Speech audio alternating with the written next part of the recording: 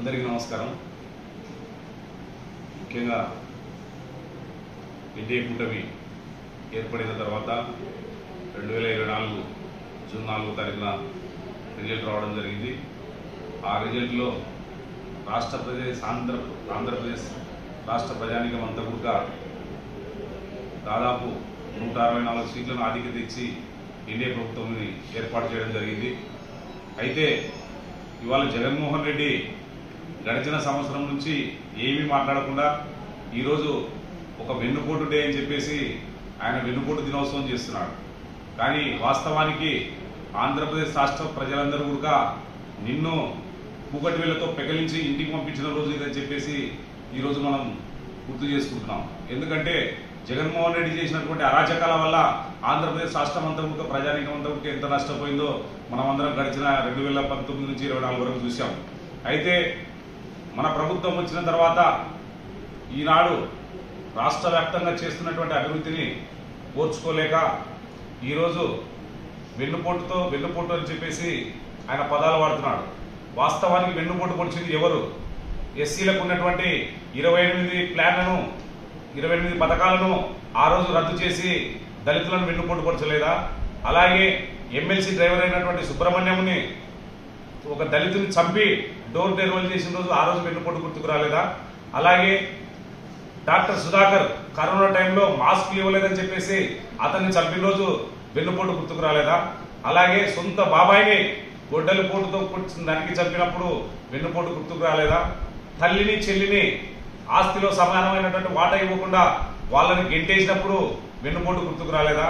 అంతేకాకుండా ఈ నియోజకవర్గానికి సంబంధించి 2014 నుంచి 19 వరకు ఆనాడు ఉన్నటువంటి ఐజేను 5 సంవత్సరాలు ఎమ్మెల్యేగా తిప్పి 2019లో ఆర్థర్కు టికెట్ ఇచ్చినప్పుడు వెన్నుపోటు గుర్తుకు రాలేదా?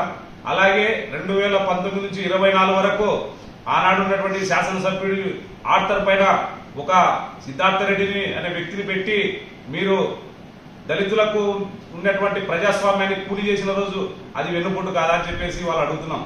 అంతేకాకుండా ఈరోజు మనం రాష్ట్ర వ్యాప్తంగా చూసుకుంటే ఎన్డీఏ కూటమి ఏర్పడిన తర్వాత దాదాపు ఎన్నో సంక్షేమ పథకాలు ఇచ్చాం.